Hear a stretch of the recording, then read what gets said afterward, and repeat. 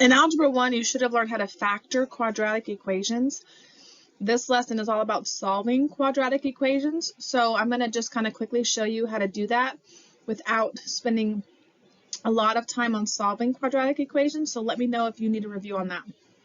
So your problems are going to look like this. Solve, and then you're going to have a quadratic equation that you're going to need to factor. And the problem with factoring, where students get bogged down, is there's so many ways to factor. There's trinomial factoring, there's perfect square factoring, there's factoring the greatest common factor, there's factoring not simple trinomials. So let me just do maybe 2 of these to show you how to solve them. Hopefully you remember factoring from last year. So step 1, factor, okay? And in this case, this was simple trinomial factoring, where we needed 2 numbers when added together. That's a terrible A. When added together equal the coefficient with the x, but the same 2 numbers when multiplied together equals negative 24. Don't lose your signs there. And that factors out as x plus 6, x minus 4. And I do have a whole video from my class on how to factor, so if you need that, let me know. So once you factor these, to solve them, what you have to do is you have to split this up into 2 problems. Okay?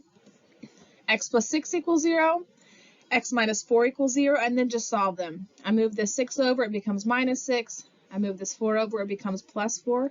So these 2 things are your answer. You have 2 answers to these problems.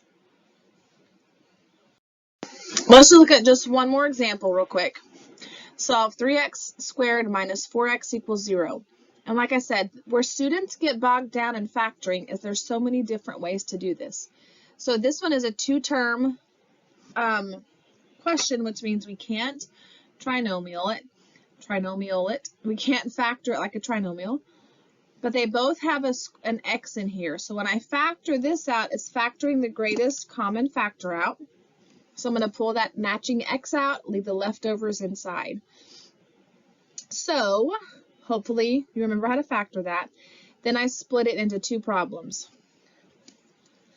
I have 2 sets of information here. I have x and I have this. So I'm going to set x equals to 0, x equal to 0, 3x minus 4 equal to 0, and then I'm going to solve it. Now obviously that's already solved. So I'm going to just work my way down here. I'm going to move my negative or my minus 4 over. It's going to become plus. 0 plus 4 is 4. Then I've got to move my 3 over, and when I do, it changes from multiplication to division. And those are your 2 answers, x equals 0.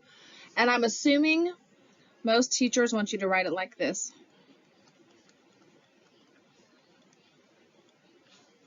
Okay? And that's really all there is to it. Like I said before, the tricky part is factoring, so let me know if you need help with that.